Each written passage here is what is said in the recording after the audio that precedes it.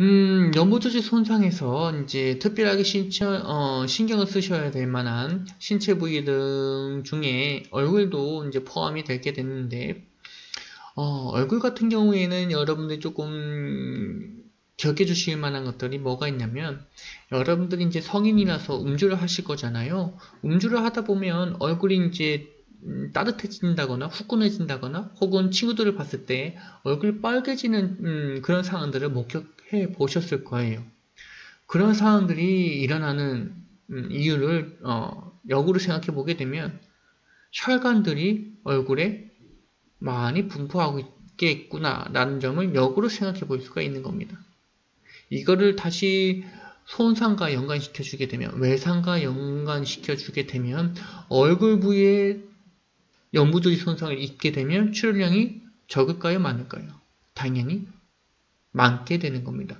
혈관이 많으니까요.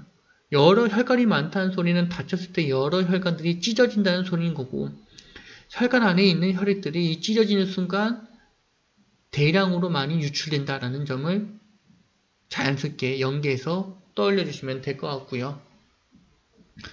얼굴 부위에서 여러분들이 뭐 해야 되는 것들은 뭐 그렇게 많은 것들이 있진 않은데, 아시다시피 얼굴은 성형학적, 그러니까 미용적인 역할을 좀 하고 있다는 점도 기억해 주셔야 되겠지만, 우리는 응급구조사니까 생명과 조금 연관시켜 주게 되면, 여러분들 숨 쉴 때 코하고 입으로만 숨을 쉬잖아요. 이게 모두 다 어디에 있어요? 얼굴에 있습니다. 그래서 얼굴 부위에서 연부조직 손상이 일어나는데, 이게 코와 입과 같은 기도, 그러니까 호흡을 하는 데 있어서 필요한 해부학적 구조물과 연관이 되어져 있다면 요거는 조금 상황이 처치하기가 좀 어려운 상황일 수도 있겠다라는 이야기가 될 것 같아요. 그래서 기도와 관련된 내용들이 조금 여기서 나올 거예요. 반드시 기도가 막히지 않게 하고 얼굴에 불안정한 부위가 발생하지 않도록 주의를 기울인다라는 말이 있을 건데, 여기서 첫 번째, 기도를 꼭 유지해야지만 뭐가 가능할까요? 호흡이 가능합니다. 그죠? 여러분들이 목을 영화 같은 데에서 막 그 악인이 주인공들 이렇게 목 조리는 거 보시면 막 고통스러워하잖아요. 왜 고통스러워하는 거죠? 뭘 못해서? 호흡을 못해서. 물론 이게 목을 조르는 것도 통증이 있겠지만, 당장 내가 숨을 못 쉬니까 발버둥 치는 거죠. 숨을 쉬기 위해서 산소가 우리 몸에서 필요하니까요. 근데 그게 뭐를 통해서만 가능한 거예요? 기도를 통해서만 가능합니다. 말 그대로 기체가 움직이는 도로니까요. 근데 기도가 막혀버린다? 그러면 산소가 들어올 수 없다. 기체가 들어올 수 없다라고 보시면 되는 거고, 자연스럽게 호흡도 할 수 없다라고 보시면 되는 거고, 호흡을 할 수 없게 되면 자연스럽게 죽는다라고 이해해 주셔야 되는 거죠. 그래서 그만큼 얼굴에 있는 기도, 얼굴에 다친 것만은, 다쳤을 때 미용적인 것만 신경 쓰지 마시고요. 기도와 관련돼서, 코와 입과 관련돼서 이 환자가 심각한 기도 유지하는 데 있어서 심각한 어려움이 있을 거라고 예상이 된다면 반드시 이와 관련된 처치를 꼭 해주셔야 된다라고 보시면 되는 거고, 그 다음에 이 얼굴에 불안정한 부위가 발생하지 않도록 주의를 기울인다라는 말이 있는데, 이 책 같은 경우에는 앞서 얘기했던 것처럼 막 그냥 단순하게 한 줄로 설명만 해주고 있어요. 뭐에 의해서 이런 어떠한 기반하에 이렇게 간단하게 이야기를 해주고 있냐면, 여러분들이 해보신 일을 다 배웠다라는 이런 바탕 안에, 기반 안에 이런 간단한 설명이 들어간 겁니다. 얼굴 부위에 불안정한 부위가 발생하지 않다. 이게 뭔 말이냐? 얼굴은 다양한 뼈들이 많다.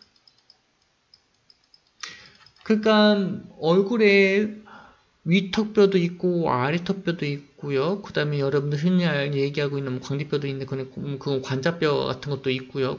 광대뼈 같은 것들은 이제 여러분 신경 쓰지 마시고, 눈을 구성하고 있는 여러 가지 뼈들 해서 나비뼈도 있고 그 다음에 코뼈도 있고요. 엄청나게 많은 뼈들이 이제 붙어져 있어요. 붙어 있는 겁니다. 관절이긴 하지만 붙어 있다라고 보시면 되는데, 이게 연부조직 손상이 일어나게 되면 불안정하게 된다 라고 보시면 되는 겁니다. 이거는 연부조직 손상이라기보다는 좀 골격계 손상이긴 하지만 덧붙여서 다시 한번 설명해 드린 거고, 이 책이 이 부위가 여러분들에게는 조금 어렵게 다가갈 수 있을 거라는 생각이 들어서 덧붙여서 조금 설명해 드렸고요. 지금 말씀드리는 여러가지 설명들은 지금 당장 이해하지 않으셔도 괜찮습니다. 해부학과 생리학을 지금 배우고 있는 단계이기 때문에 나중에 뭐 이런 뼈들 혹은 뭐 장기들에 대한 기능이라든지 세포학이라든지 이런 것들을 하시면서 아까 저번에 저 교수님이 설명했던 내용이 이 내용이겠구나 라고 그냥 이해하시고 연결시켜서, 과목을 연결시켜서 스톱하시면 되기 때문에 지금 당장 여러분들이 이해가 안 된다고 해서 뭐 이렇게 너무 스트레스 받지 않으셔도 상관없고요. 그냥 단순하게 지금 제가 말씀드린 것만 저런 게 있구나 하고 넘어가셔도 돼요. 그 다음에 추가적으로 보셔야 될 것은 뭐냐면 요 혈액과 관련된 내용입니다. 혈액 성분에 관련된 내용들은 뭐 다 얘기할 필요는 없겠지만, 우선 혈액은 빨간 색깔이죠, 그쵸? 빨간색이라는 것을 유지해주는 거는 이제 혈색소, 혈색소를 가지고 있는 적혈구 때문에 그런 건데요.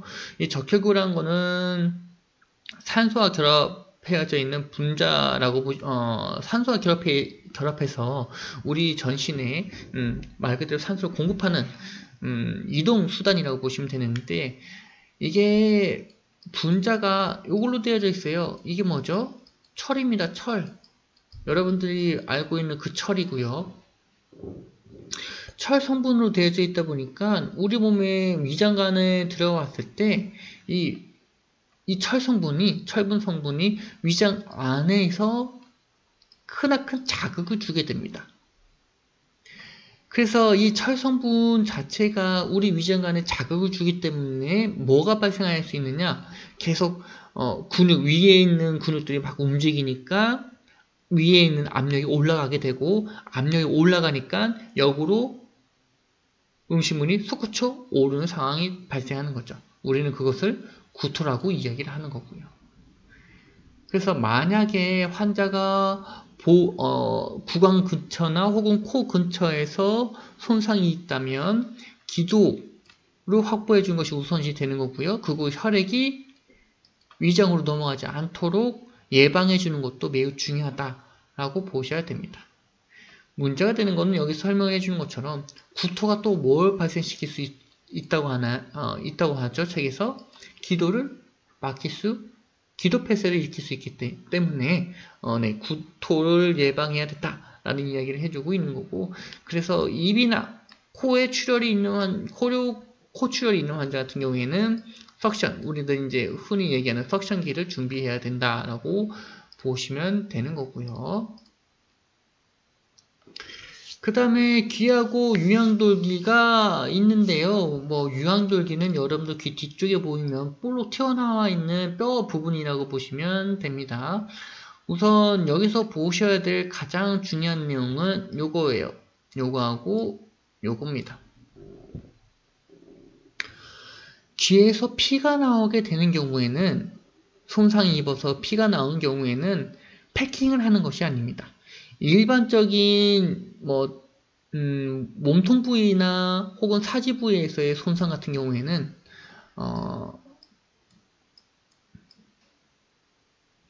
좀 그림을 못 그리지만 대충 그리십시다. 이거 6개니. 이렇게 손 위에서 피가 나고 있으면 여러분들 뭐 하면 돼요? 완벽하게 지혈을 위해서 드레싱을 대고 직접 압박을 하신 다음에 붕대를 이렇게 감으실 거예요. 피가 완벽하게 나오지 않도록 패킹하시는 거죠. 그런데 귀 같은 경우에는 막으시면 안 돼요. 그러니까 코 같은 경우에는 코피가 나게 되면 여러분들 대부분 그냥 일상생활에서 내가 어디 다친 것이 아니라 일상생활에서 코피 나게 되면 코피를 막으려고 뭐 하세요? 안에 휴지를 꽉 틀어 막아서 패킹 시켜버리시잖아요. 그죠? 패킹 하시잖아요. 그렇게 하지 마시고요. 손상에 의해서 코나 귀에서 피가 섞인 액체가 흘러나온다면 지혈시키는 것이 목적이 아닙니다. 멈추는 것이 아니라. 그러니까 이게 최종적으로는 지혈이 되겠죠. 피가 섞여져 있는 액체니까. 지혈이 목적이 아니라 흡수만 시키기 위해서 꺼즈를 사용한다는 점. 흘러나오는 액체를 그냥 받아내는 목적으로 드레싱을 사용한다라고 이해해 주시면 되는 거고요. 여기에 대한 이유를 이 옆에서 바로 설명을 해주고 있는데 간혹가다 두 개의 뼈가 부러져서 내척수액이 기를 통해 흘러나오는 경우가 있습니다. 그럴 경우에 여러분들이 완벽하게 패킹을 해버리시게 되면은 여기 설명을 해드리는 것처럼 밖으로 흘러나와야 되는 이 체액을 막아버리니까 체액이 어디로 갈까요? 역으로 뒤로 나오는 것이 아니라 점점점 차가지고 머리 안에 들어가겠죠. 그러면 점점점 체액이 많아지니까 차가지고 뒤보다 차서 뇌 안에 계속 차곡차곡 쌓일 거니까 뭐를 증가시키느냐? 압력을 증가시켜야 되는데 두 개 내압이니까 두 개 내에 있는 압력이 손상되니까 내압을 상승시킬 수 있다라는 이런 얘기로 결론 지을 수 있는 거겠죠. 내압 상승이 되면 나중에 배우실 거지만 뇌가 압박받는 상황에서는 뇌 기능이 조금 망가지기 시작합니다. 물론 이제 내압 상승이 점점 더 악화된다면 환자를 사망하게 만드는 상황까지 이루어질 수 있겠지만요. 물론 거기에 대해서는 이제 나중에 또 설명해 드릴 거고요. 어쨌든 간에 내압이 증가한다는 것은 정상 수치 유지해 주지 못하고 정상 범위를 넘어서서 더욱더 압박을 해주고 있다는 것은 환자에게 좋지 못한 영향을 줄 수 있다라고 보시면 되는 거고 그것이 여러분들 처치로 인해서 발생되지만 안 되기 때문에 체액을 완벽하게 나오지 않도록 막는 것이 아니라 그냥 계속 뚝뚝뚝뚝 떨어지도록 만들어 주셔야 되는 거고 이게 떨어질 때 그냥 흡수만 할 수 있도록 드레싱을 대시면 되는 겁니다. 이해가 되셨을 거라고 생각이 드시고요. 이해가 안 되더라도 너무 걱정하지 마세요. 자, 목 같은 경우에는 여러분들이 조금 고려해 보실 만한 것들이 있겠죠, 당연히. 자, 목은 머리하고 몸통을 이어주는 다리 역할을 해주고 있습니다. 그러니까 뇌에서 발생되는 여러 가지 전기 신호를 목을 통해서 흔히 척수라고 이야기를 하죠. 척수라는 신경계통을 통해서 아래를 보내고 있는 거고요. 그리고 몸통에서 올라오는 혈액 공급을 통해 가지고 뇌가 생존하고 있는 겁니다. 그런데 목에서 손상을 입는다? 그러면 당연히 무엇을 떠올려 주셔야 되느냐? 신경의 손상과 출혈을 신경 써 주셔야 됩니다. 출혈 같은 경우에는 머리로 올라가는 혈액량이 많기 때문에 당연히 연부조시 손상이 있을 때 출혈량이 많아질 수밖에 없다는 점 기억해 주셔야 되는 거고 신경도 마찬가지.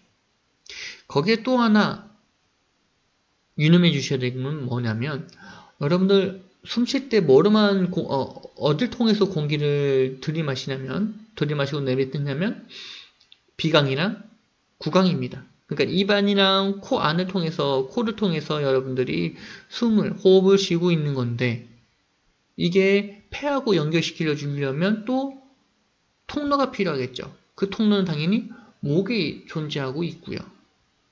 그래서 목 같은 경우에는 신체 부위를 체표면적 같은 경우나 혹은 전신에서 차지하고 있는 부분이 매우 적지만 손상을 입었을 경우에 이 또한 생명을 위협할 수 있는 크나큰 상황으로 악화되는 상황으로 발전시킬 수 있다라고 이해해 주시면 될 것 같습니다. 자, 그래서 여러분들이 조금 보셔야 될 거는 뭐냐면 이제 출혈이 조금 심한 상태라면요. 성상 부위를 감싼 드레싱과 붕대의 압력에서 기도와 순환장애가 발생할 수 있기 때문에 지적 압박이 필요할 수 있다. 여기서 말하는 지적 압박은 손을 이용한 지적 압박이 되는 겁니다. 만약에 여러분들이 환자의 그 지적 압박을 하고 난 후에 뒤쪽에 나오는 내용들은 뭐냐면 붕대를 감을 때 고려해야 되는 것들. 머리가 이렇게 있고 목이 있는 상황에서 붕대를 목 둘레 따라 감으면 어떻게 될까요? 마치 목을 조른 상황처럼 되겠죠. 그래서 이렇게 감으시면 절대 안 되고 머리를 어떻게 감냐면 목을 어떻게 감냐면요. 여기 팔이 이렇게 여기다 그릴게요. 머리가 이렇게 있고 목이 이렇게 있고 몸통이 있고 팔이 이렇게 있으면 이쪽 부위에서 피가 난다. 그러면 여기 드레싱을 대시고요. 드레싱을 대시고 반대쪽 겨드랑이를 거쳐서 이렇게 감으시면 되는 겁니다. 목을 둘러싸시면 안 돼요. 앞서 얘기했던 것처럼 목을 둘러싸는 상황에서는 마치 붕대 자체가 목을 졸라버릴 수 있기 때문에 쪼르는, 압박하는 상황을 야기할 수 있기 때문에 목을 감싸는 것은 하지 않아야 되는 처치다 라고 이해해 주시면 될 것 같고요. 여기에 또 하나 보셔야 될 거는 이제 목정맥에 공기가 유입되는 걸 방지하기 위해서 무엇을 추가적으로 사용해야 된다? 피가 나는 상황에서는 비닐 같은 혹은 랩과 같은 이 밀폐형 드레싱을 사용하시고 그 위에다가 꺼즈 같은 걸로 또 한 번 덧대시고 난 후에 붕대를 감아주시면 좋을 것 같다는 생각이 들고요. 그 다음에 이제 어깨를 보실 건데, 어깨 부위 같은 경우에는 동그랗기도 하고, 움직임이 많은 부위이기도 하긴 해요. 그래서 여기서 붕대 감는 것이 조금 이제, 어려울 수도 있어요.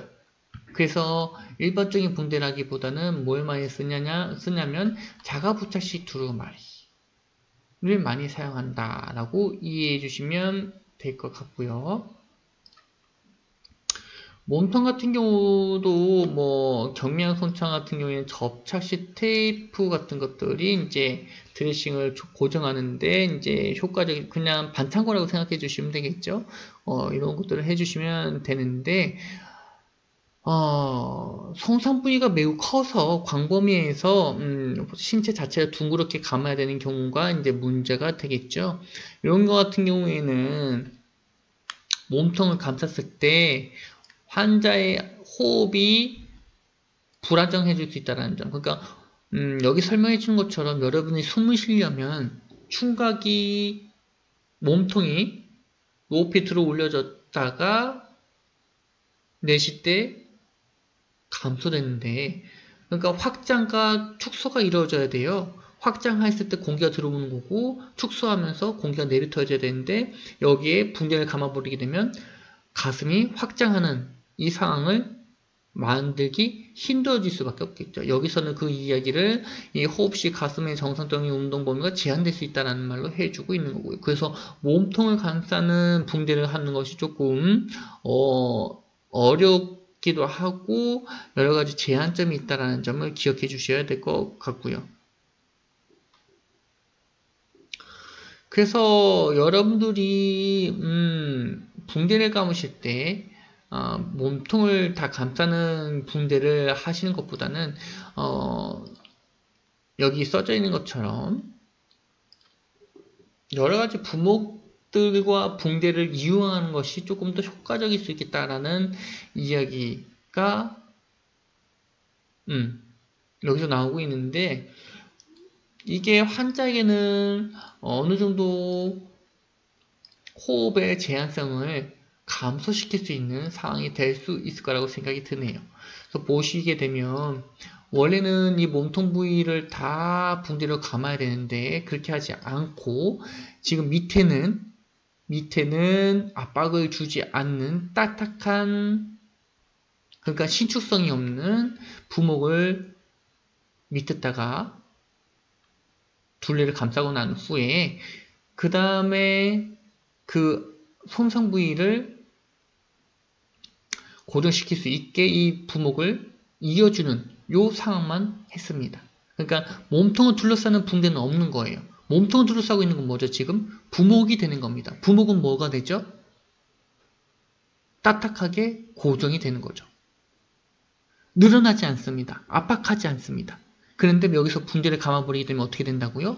점점점 줄어들면서 압박이 가능하다고요. 그래서 몸통을 둘러싸는 것들은 지금 말씀드린 것처럼 이렇게 부목이나 혹은 다른 드레싱 제제를 같이 사용하는 것이 좋겠다라는 점 다시 한번 언급을 해드리고요. 사카랑 부위와 엉덩이가 있는데 요거는 뭐 여러분들 엉덩이 부위 이쪽 부위 이제 처치하는 방법에 대해서 설명을 해주고 있어요. 요거는 크게 어려운 것들은 없고요. 이제 환자가 뭐 고려해야 될 사항이라고 하게 되면 어깨랑 마찬가지로 이 엉덩 관절 같은 경우도 움직임이 꽤나 있거든요. 그래서 계속적으로 움직임이 발생하는 부위다 보니까 맨 처음 감았던 붕대가 움직일 때마다 압박이 가해져서 불가능할 수도 있다라는 점. 요거를 조금 기억해 주셔야 될 것 같아요. 그러니까 좀 정리를 하자면 엉덩이 쪽이랑 허벅지 안쪽에 붕대를 감게 되면 환자에게 추가적인 움직임이 발생했을 때 이 붕대가 움직이거나 혹은 압력이 더욱더 가해짐에 따라서 환자에게 불편감이나 혹은 추가적인 손상을 가할 수 있기 때문에 뭘 어떻게 하는 것이 좋겠냐? 환자를 완벽하게 고정시킨 다음에, 그러니까 환자의 움직임을 제한한 다음에 움직이지 않도록 완벽하게 고정시킨 다음에 그 후에 붕대를 감는 것이 좋겠다라고 이렇게 이해해 주시면 될 것 같고요. 그 다음에 팔꿈치하고 무릎이 있는데 관절 부위에서의 그 붕대 감기는 다 조금씩은 어렵다라고 보시면 될 것 같고 일반적인 상황보다는 붕대를 조금 고려해서 감을 때 지속적으로 환자가 움직일 수 있는 부위다 보니까 처음부터 그냥 관절을 구부린 상태로 부목을 대서 고정시키는 것이 좋겠다. 요 점을 조금 보셔야 될 것 같고 부목이 없다면 뭐 붕대법, 팔자붕대법을 이용해서 고정시켜도 되겠죠. 뭐 기능적 자세라는 말이 있는데 여기에 해박적 기능 자세라는 말이 더 정확한 말이 되겠죠. 요거는 이제 나중에 해박에서 다시 한번 언급을 해줄 것 같고요. 손가락 같은 경우에는 뭐 관절은 많긴 하지만 신체 부위가 워낙에 작다 보니까 한꺼번에 묶어서 붕대를 하는 방법, 한꺼번에 묶어서 부목을 처치할 수 있다라는 장점이 있어서 그렇게 어려움이 없고요. 추가적으로 조금 고려해 볼 만한 것들은 뭐냐면 손이나 손목, 손가락이나 손목에 장신구가 있을 경우에는 빠르게 먼저 제거를 해 주셔야 됩니다. 그렇지 않다면 계속 부어서 장신구 제거가 불가능해요. 반지가 잘 안 빠집니다. 팔찌가 잘 안 빠져요. 그래서 여러분들이 미리 손상을 당한 환자 같은 경우에는 미리 장신구를 빼서 처치를 해주시는 것이 좋겠다라고 보시면 될 것 같고 뭐 그냥 그 다음에 이제 발이 있는데 뭐 이거는 모양대로 그냥 발 모양대로 붕대를 해주시면 될 것 같고 여기서 중요한 거는 맨 마지막에 있는 겁니다. 붕대를 처치했을 때 여러분들이 해야 되는 기본적인 원칙 중에 하나인데요.